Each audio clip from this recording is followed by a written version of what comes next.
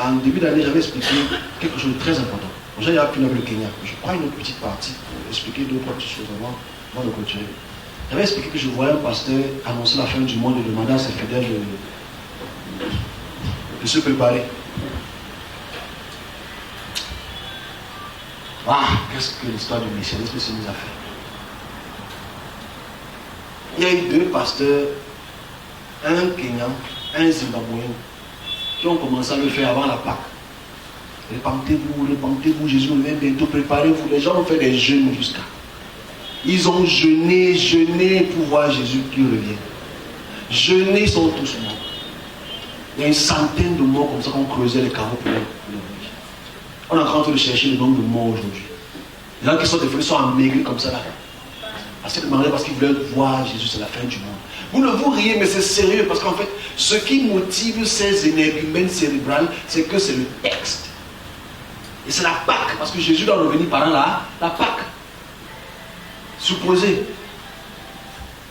Forcément, dans chaque Pâque, il y a toujours ce type de personnes qui se lèvent pour vous dire ça.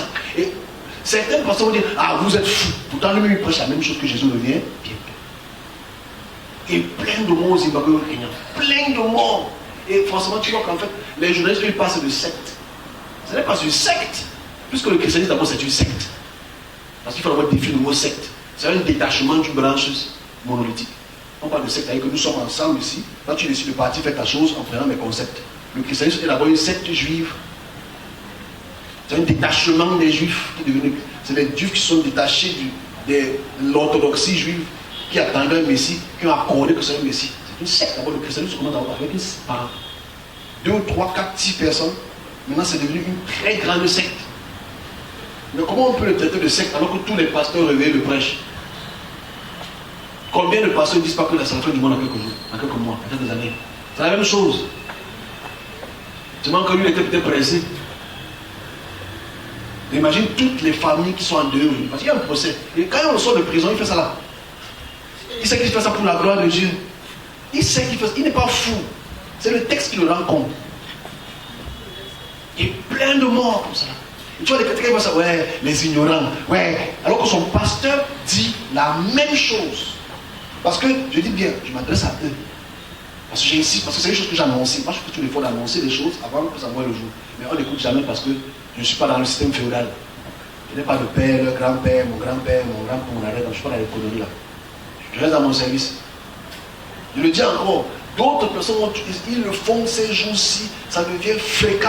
Ça devient fréquent cette histoire que Jésus revient bientôt, que c'est la fin du monde, c'est bientôt. Les gens pleurent à l'église. Repentez-vous, repentez-vous, repentez-vous. Il arrive bientôt, repentez-vous. Et c'est les messages qui font peur à la situation. Et les gens maintenant, quand ils ont peur, le pasteur dit, bon, pourquoi vous poussez vous repentir? Faites ça, faites ça, faites ça. Jeûnez comme ça, jeûnez. Les gens ont jeûné pendant des jours. Sans boire, sans manger. Parce que c'est ça qui devait te rapprocher de Jésus. Les enfants sont morts en dizaines. Les femmes sont mortes en dizaines. C'est peut-être les gars qui étaient plus gros là qui ont peut-être survécu parce qu'ils avaient peut-être assez de graisse. Nous les mêmes qu'on est au quadrat depuis. Ça ne fait pas rire. Parce que tous les évangéliques et les apostoliques sont dans cette démarche de la fin du monde. Les plus grands prédicateurs d'Afrique disent que c'est 2027. Vous savez que c'est dans 4 ans, la fin du monde. J'ai leur vidéo, j'attends le jour là, que ça passe que mon père, voilà que tu as dit ça. Non, j'ai fait il n'y a pas d'erreur, c'est que tu es stupide. Le problème vient du messianisme. Le problème vient du messianisme.